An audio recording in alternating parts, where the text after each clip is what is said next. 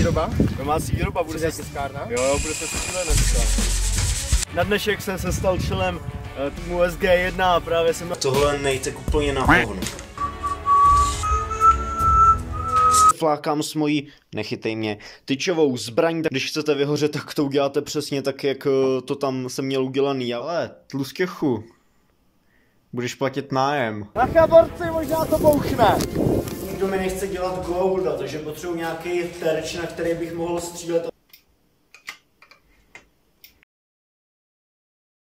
Jaffa Creek!